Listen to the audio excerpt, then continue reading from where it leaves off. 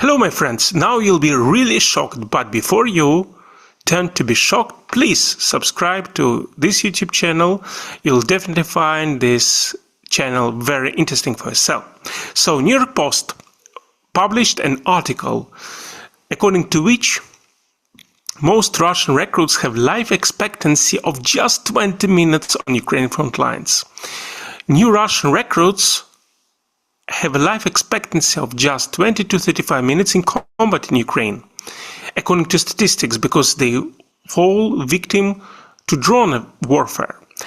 Once a soldier is signed up to fight, he can expect to live for just 10 days to 3 weeks, from arrival at the training ground to death in combat, according to historian Peter Frankopan, is stated in this article. So, as you see, now Russian recruits, they suffer serious problems due to the fact that now we have a drone war, and definitely recruits who decide to mobilize in Russian army because they receive serious benefits, they know that not much time will last until they got wounded by the drone. So again, it's very interesting that yesterday Vladimir Putin gave an interview to his beloved journalist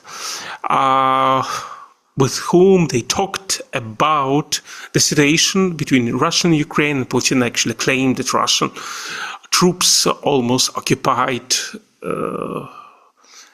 Donbas and other territories in the Zaporozhye and Kherson region. But in reality, Russian army moves extremely slow. Moreover, due to the Ukrainian drone attacks, now Russia suffers from the shortage of fuel, and actually it affects the situation in Russia. So psychologically, people in Russia, they are not satisfied with the fact that they need to spend much time to find a fuel. Why? Because actually they pay the price for Putin's invasion.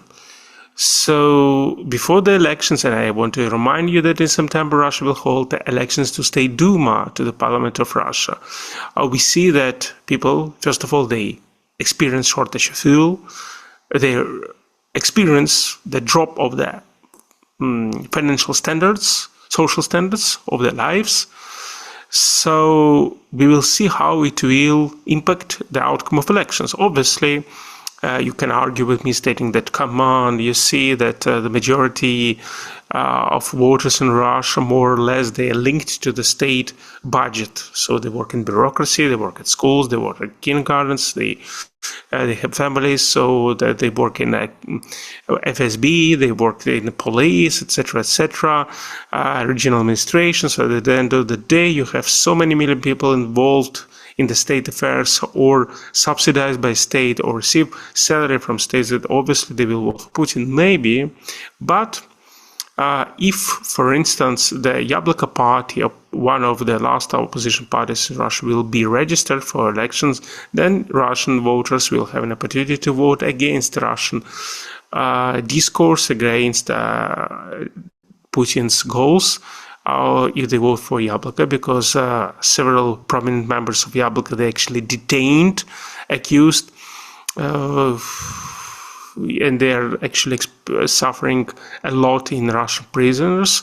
So obviously, if Russians will vote for this party, and this party got to the State Duma, or at least this party received many votes, then it will be an indicator for Putin that nowadays Russians don't want to, or at least part of Russians don't, which don't link to the state, they don't want this war to continue. So this will be a really huge sign, because right now Putin is confident that he will win these elections, because he has a whole grip of power. He has so many people affiliated with the government which automatically vote for his party and for him as well.